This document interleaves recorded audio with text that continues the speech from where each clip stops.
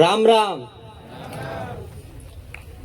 છોટાઉદેપુરની લગામી ગામની આ પાવન ધરતી પર પધારેલા દરેક ગામના ક્રાંતિકારી યુવાનો, આગેવાનો, મહેમાનો, મીડિયા મિત્રો તેમજ લગામી ગામના ગ્રામજનોના આમંત્રણને માન આપીને પધારેલા એવા આપના સૌના મિત્ર, આપના ભાઈ, સન્માન એવા ચૈતરભાઈ વસાવા તેમજ તેમની ટીમને મારા પંચમહાલ જિલ્લાની ઘોગંબા તાલુકાની આદિવાસી યુવા સંઘર્ષ સમિતિ તરફથી આપ સર્વેને જય જોહાર, જય આદિવાસી. આદિવાસી સમાજ આ ધરતી પર, આ પહાડોમાં, આ જંગલોમાં આદિ અનાદિ કાળથી રહે છે. ત્યારે આઝાદી પહેલા આદિવાસી સમાજ પોતાના હક અને અધિકાર માટે, પોતાના જળ, જંગલ અને જમીન માટે અંગ્રેજો સામે લડતો હતો. આજે એ જ આદિવાસી સમાજ પોતાના હક અને અધિકાર માટે, પોતાના જળ અને જંગલ અને જમીન માટે આ સરકારો સામે લડે છે. કોની સામે લડે છે? આ સરકારો સામે. આઝાદીના 78 વર્ષો પછી પણ આજે લડે છે. સાથીઓ, આજે મને લાગે છે કે હજુ પણ આદિવાસી સમાજની આઝાદી અધૂરી છે. અધૂરી છે કે નથી? ત્યારે આદિવાસી સમાજ ત્યારે જ આઝાદ કહેવાશે કે જ્યારે આદિવાસી સમાજને ભારતના બંધારણની અંદર આપેલા પ્રાવધાનોનું સંપૂર્ણ અમલીકરણ થશે. તે દિવસે આદિવાસી સમાજ આઝાદ કહેવાશે. જેવા કે ગ્રામ સભા પેસા એક્ટ 1996, એમાં એવું કહેવામાં આવ્યું છે, ન વિધાનસભા ન લોકસભા, ન વિધાનસભા ન લોકસભા, सबसे बड़ी ग्राम सभा, सबसे बड़ी ग्राम सभा. चाहे कलेक्टर होय કે એસપી હોય, ચાહે મામલતદાર હોય કે ચાહે ડીએસપી હોય, જ્યારે પણ આપણા ગામની અંદર મોટા પ્રોજેક્ટો કે કોઈ પણ પ્રોજેક્ટ લઈને આવવાનું થશે ત્યારે તેમને સૌથી પહેલા આપણા ગામ લોકોને પૂછવું પડશે, આપણી ગ્રામ સભાને પૂછવું પડશે.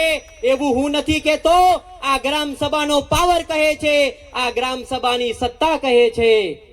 સાથીઓ, આ આદિવાસી સમાજ, આ વિસ્તાર, આ પહાડો, આ જંગલો, આ નદીઓ, આપણી આ ધરતી અનુસૂચિત 5 વિસ્તારની અંદર આવે છે. ત્યારે આ સરકારને પણ આ મંચ પરથી કહેવા માંગુ છું કે તેનું સંપૂર્ણપણે અમલીકરણ કરવામાં આવે તાત્કાલિક ધોરણે. સાથે સાથે આજે આદિવાસી સમાજ પોતાની જમીનો માટે તરસી રહ્યો છે. ત્યારે આ સરકારને પણ મારી આટલી મંચ પરથી નમ્ર વિનંતી છે કે અમારા વન અધિકાર અધિનિયમ 2006 પ્રમાણે અમારા આદિવાસી ખેડૂતોને અમારી સનદની જમીનો ફાળવી દેવામાં આવે. સાથીઓ, સાથે સાથે આજે આદિવાસી સમાજની પરંપરા, સંસ્કૃતિ, રૂઢિ રિવાજો, આપણા બાળકોના શિક્ષણ, આરોગ્ય અને આપણી જળ, જંગલ અને જમીન બચશે ત્યારે જ આપણી અસલી આદિવાસીઓની આઝાદી થશે. વધારે આપણા મંચ પર ઘણા બધા ઉપસ્થિત મહેમાનો છે, પણ આ ધરતી પર આજે આદિવાસી સમાજના નામે વિકાસના ટોપલા ફોડીને આદિવાસી સમાજ આજે ભોગ બની રહ્યો છે.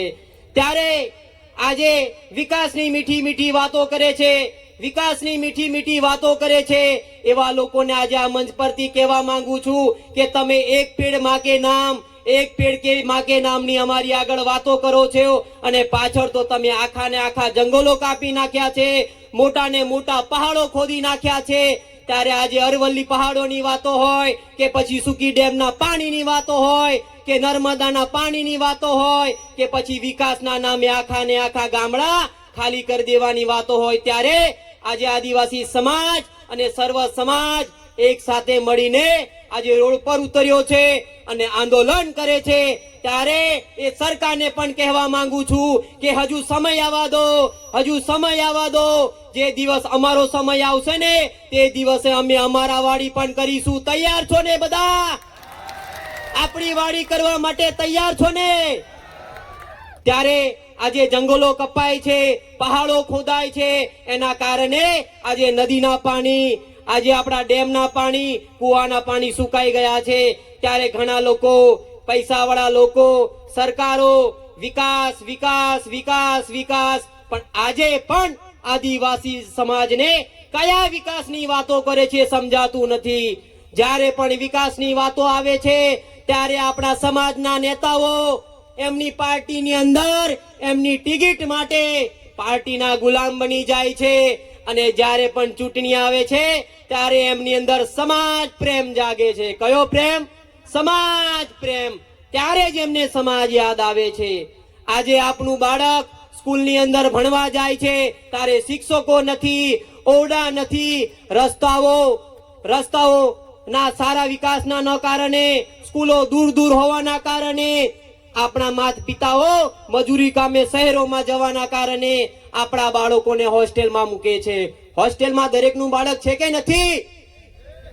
ત્યારે હોસ્ટેલમાં આપણા બાળકને મૂકે છે ત્યારે તેમને સારું ભોજન આપવામાં નથી આવતું. સારું ભોજન નથી આપવામાં આવતું એટલા માટે આપણું બાળક બીમાર પડે છે.